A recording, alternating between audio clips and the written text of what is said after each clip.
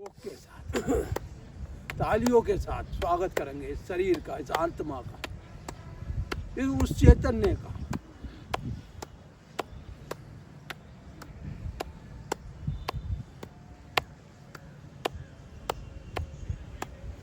ओम नमो भगवते वासुदेवाय, मातृदेवाय, पितृदेवाय, गुरुदेवाय, भक्ति देवाय, मुक्ति देवाय।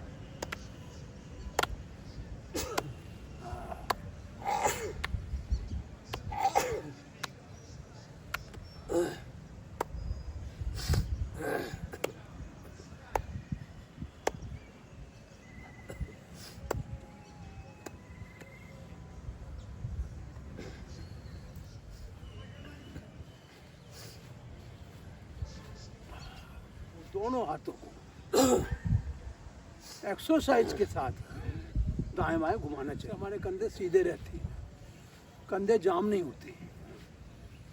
उल्टी तरफ, दूसरी तरफ से शरीर सीधा, कमर सीधी, गर्दन सीधी, आगे से पीछे की तरफ।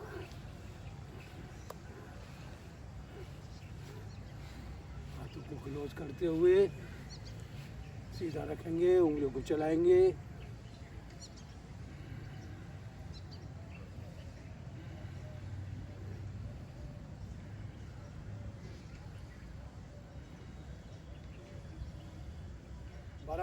बारंबार देखिए, दो हाथ क्या हैं? एक राधा है, कृष्ण है, और दोनों ही हमें जीवन में ईश्वर की तरफ बढ़ाते हैं। ईश्वर उसे कहते हैं जो हमारे प्राण शक्ति के अंदर हमारे शरीर में रहते हैं। हाथों को क्लोज करेंगे, प्रेशर देंगे आगे की तरफ, छोड़ेंगे, फिर प्रेशर आगे जाते, ऐसे दाईं तरफ।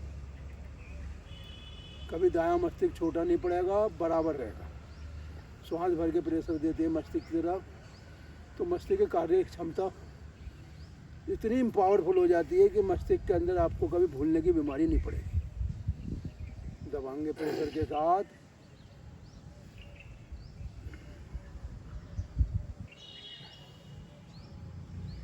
देखिए हमारे माथे में ब्रह्मांड का वो रहस्य छुपा हुआ है जो मनुष्य नहीं जानता। सनातनियों को, बुद्धिमान लोगों को रोज मस्तक पे नहा धो के मंजन करके तिलक लगाना चाहिए।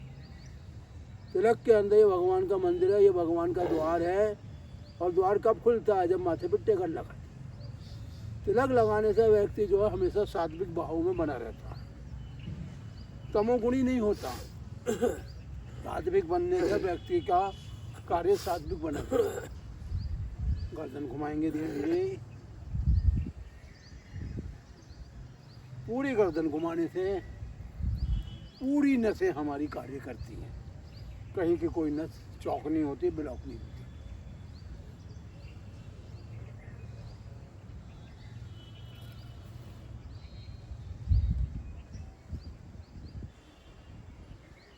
देखिए, जो शरीर है ये परमात्मा का वो उपहार है जिसे हमें बहुत संभाल के रखना। जैसे काम में, क्रोध में और मोह में कभी नहीं फंसाना। काम, क्रोध और मोह ऐसे पाप हैं जो व्यक्ति को जन्म जन्म तक पीछा नहीं छोड़ते। इसलिए हमें जो है अपना काम जो रखना चाहिए राम के नाम में। क्रोध बदलना चाहिए प्यार में, और मोह बदलना चाहिए दान में। जब आप ये कार्य करोगे तो आप इन पापों पे, तीनों पे विजय प्राप्त कर लोगे।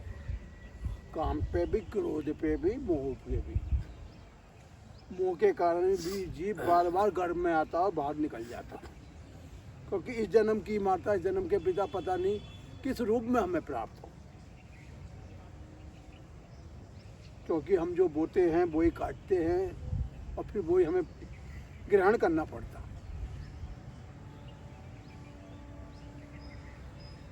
थोड़ी जो पीठ को घुमाएंगे आराम से।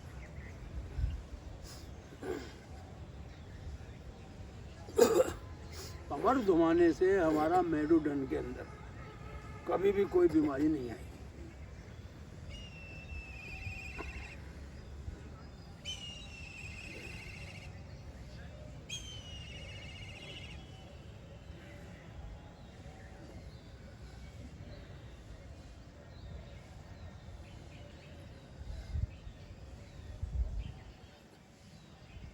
पूरी कमर घूमने से पूरी नसें हमारी खुल जाती हैं, क्योंकि हमारे के रीढ़ की हड्डी के अंदर जो रक्त की धारा बहती है वो शुद्ध होके भेजती है, और शुद्ध धारा में ही शुद्ध ईश्वर के जो है हमारे दर्शन होते हैं। ऐसे दोनों घुटने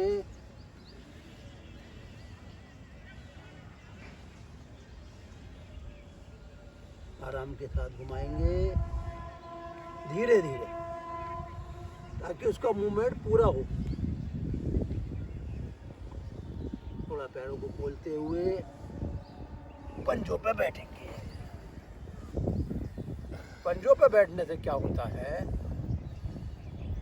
कि जो हमारी आंतों के अंदर कवच बन जाता है, आंतों के अंदर जो हमारी खुश्की आ जाती है, जिससे मल त्यागने में दिक्कतें आती हैं, वो सहज ही ठीक हो जाती है।